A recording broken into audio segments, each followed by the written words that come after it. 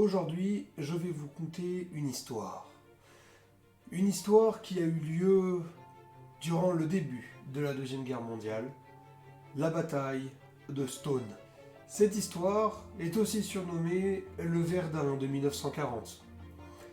En vertu de sa violence et sa de lourde résistance face à l'envahisseur, ce moment a été un moment clé démontrant la bravoure, le courage de l'armée française malgré un commandement qui est pas toujours très compétent. Seulement, si cette bataille dantesque a mis des sueurs froides au chancelier allemand de l'époque, c'est en effet grâce au courage, particulièrement, d'un équipage de blindés français. La bataille dont on va parler n'a pas été faite en un seul point. C'était sur une ligne de front, celle des Ardennes.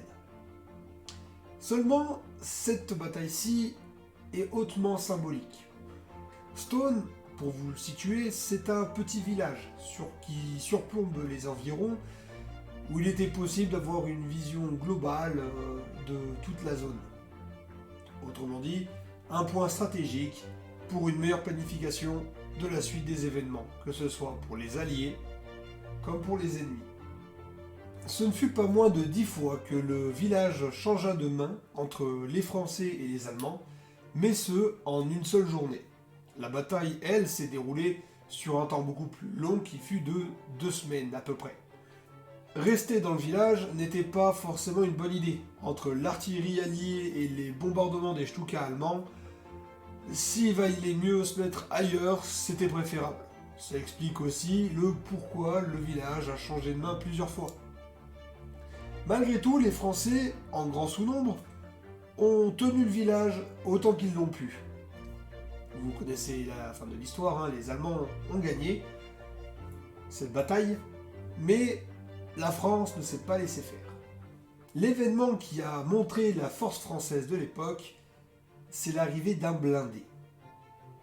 Les blindés allemands de l'époque, notamment les B1 et les B1 bis, étaient nommés avec des noms de contrées, que ce soit des départements ou des régions. Certains avaient d'autres noms, mais on en parlera plus tard. Le capitaine Biot et son équipage ont acquis un surnom plutôt sympathique, pour ne pas dire le plus incroyable surnom de la guerre.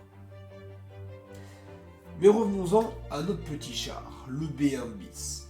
Redouté par les Allemands à cette époque, sa lourde armure de début de guerre le rendait presque immortel face aux chars allemands équipés de 37 ou de 50 mm de calibre.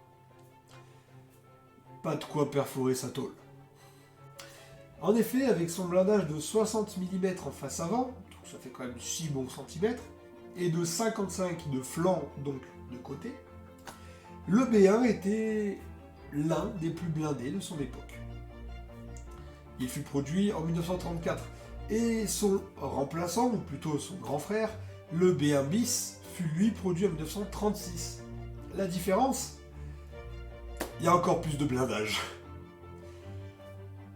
Et le tout sera produit à peu près 370 exemplaires jusqu'en 1940. Cependant, il fut utilisé jusqu'en 1945 par l'armée allemande sur le front de l'Est et la résistance française. Pesant une trentaine de tonnes, le B1 bis était équipé d'un canon de 47 mm anti-char. Son objectif était donc de détruire des chars. Jusque-là, bien joué. Le canon secondaire, puisqu'il avait 2 canons, était un 75 mm, un plus gros calibre. Celui-ci servait à détruire des structures, comme des bunkers ou des places fortes. D'ailleurs, c'est le conducteur qui devait tirer avec le canon secondaire. Et alors, vous avez le B1, hein, concrètement. Je vous mets en couleur les 2 petits trous qui servaient au tireur à viser. Si la cible apparaissait entre les 2 petits trous, c'est que le canon était bien orienté. Ouais, c'est rudimentaire. Enfin bref. Lors de cette bataille, le B1 bis Heure a gagné un surnom. Le surnom que je trouve le plus classe de la Seconde Guerre mondiale, ou presque. Le boucher de Stone. Pourquoi ? Alors oui, on est français, on aime le sauciflard et tout le bordel, je suis d'accord. Seulement, Lors de cette bataille, le chef de char, le commandant Biot et son équipage ont détruit 13 panzers en traversant la ville. Le gars, il est arrivé, il a tracé un tout droit. Est-ce que c'est bon? Il a détruit en premier lieu le blindé en tête de file pour arrêter la colonne, et a détruit ensuite le blindé de l'arrière de la file pour immobiliser la totalité. Donc, ne pouvant ni avancer ni reculer, les blindés ont dû se disperser dans la ville pour essayer de mettre à mal le B1, qui les a tatanés, rétamés, annihilés, détruits, j'ai pas les termes, désolé, c'était une annihilation en bonne et due forme. Il essuya beaucoup de tirs, autant des canons de 50 que de premiers canons anti-chars 75 allemands, des canons de 37 à haute perforation.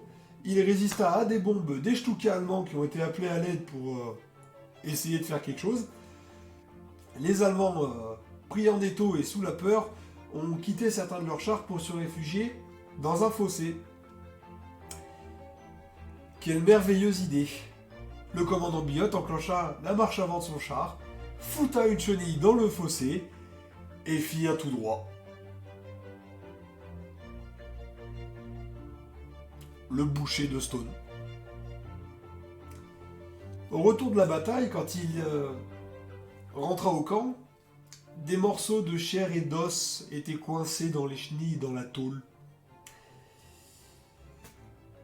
Apparemment, quelqu'un aurait dit « Mais c'est une boucherie !» ce qui aurait donné son nom de boucher de Stone. Donc on peut noter que les Français, durant la bataille de Stone, ont littéralement roulé sur les Allemands.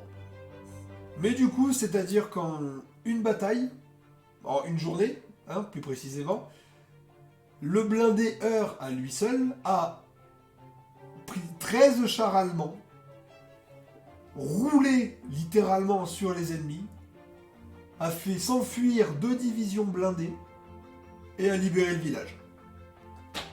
Et il a gagné l'un des meilleurs surnoms de la guerre. Voilà, et ça, c'était lors d'une seule journée. La France. Pour vous faire un petit topo de la bataille des 2 semaines, elle a opposé 42 500 soldats français et 130 chars français face à 90 000 soldats allemands et 300 chars allemands. Les combats d'infanterie étaient aussi présents. C'était d'une violence atroce, évidemment, mais on se concentre plus là sur le blindé, parce que ce qu'a fait le Heer, c'est juste magistral.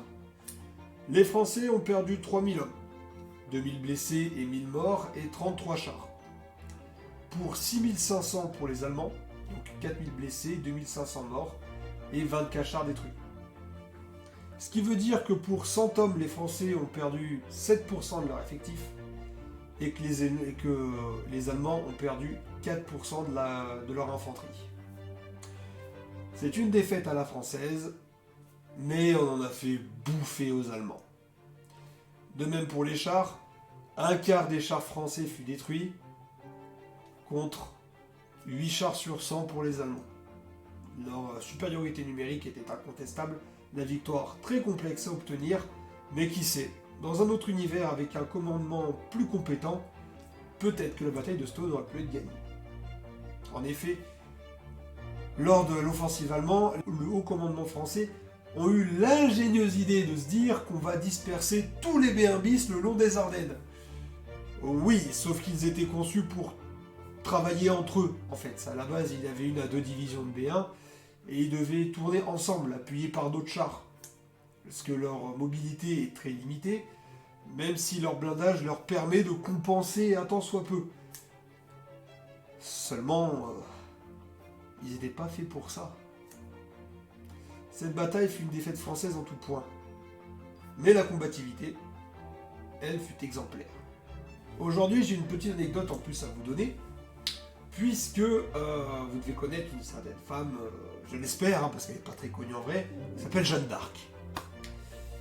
Et je vous ai dit tout à l'heure que certains des B1 étaient nommés autrement qu'avec des noms de régions. Certains avaient des noms de villes et d'autres des noms de personnalités connues françaises. Logique, on va pas l'appeler Donald Trump si c'est un char français. Pour l'information, pour une petite anecdote personnelle, le B1 portant le nom de Jeanne d'Arc a participé au combat. Il s'est pris à peu près une centaine d'impacts. Donc des obus anti-chars, des obus explosifs, des bombes, et j'en passe. Une centaine d'impacts sur lui, pour que celui qui le mette hors de course fût un 88 allemand qui fut tiré dans le moteur. Alors, ça pourrait s'arrêter là, hein, mais... Moteur HS, char abandonné, irrécupérable. Non, non, le char a pris feu. Comme quoi, qu'importe quelle époque tu arrives, Jeanne d'Arc, tu finiras toujours cramé. J'espère que cette vidéo vous a plu, que vous avez pu découvrir des choses, découvrir cette magnifique bataille, entre guillemets, que fut la bataille de Stone. Que cette anecdote avec Jeanne d'Arc fut à votre goût. Aussi, je me retrouve le mois prochain. Et bien... Salut! Vraiment, je trouve une phrase de fin.